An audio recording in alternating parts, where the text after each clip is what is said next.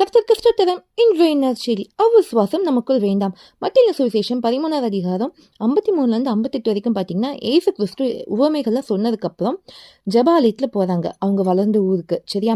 அப்போ அங்கே இருக்கிற ஜனங்கள் சொல்றாங்க, இந்த ஞானம் இவனுக்கு எப்படி வந்தது, இவன் தச்சனுடைய குமாரன் அல்லவான்னு சொல்லி அவர் என்ன பண்ணுறாங்க, தாழ்த்தி பேசுறாங்க. அப்போ அவரை குறித்து அநேகர் அங்கே இடரல் அடைகிறாங்க. அப்போ ஏசப்பா அவங்கள பார்த்து சொல்றாங்க, தீர்க்கதரிசி ஒருவன் தன் ஊரிலும் தன் வீட்டிலுமே அன்றி வேற எங்கும் கனவீனம் அடையான்னு சொல்லிட்டு என்ன எழுதியிருக்கு தெரியுமா? அவர்களுடைய அவிசுவாசத்தின் நிமித்தம் அவர் அங்கே அநேக அற்புதங்களை செய்யவில்லையான்ட்டு. அப்போ அவிசுவாசம் இருந்தால் ஏசப்பாவால் அற்புதம் செய்ய முடியாது. இன்னைக்கு ஏசப்பா சொல்றாங்க, நீ விசுவாசித்தால் தேவனின் மகிமை காண்பாயின்ட்டு. இன்னைக்கு கர்த்தர் நமக்கு சொல்ற நற்செய்தி என்ன? நம்ம விசுவாசத்தை ஏசப்பா துவக்க போறாங்க.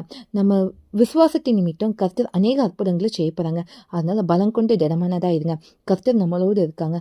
சந்தோஷமா இருங்க. உங்க வாழ்க்கையில் நிச்சயம் அற்புதம் நடக்கும். அவிசுவாசம் மட்டும் நம்ம வாழ்க்கையில வேண்டாம். தேவனுக்கு மட்டுமே மகிமை உண்டாகட்டும்.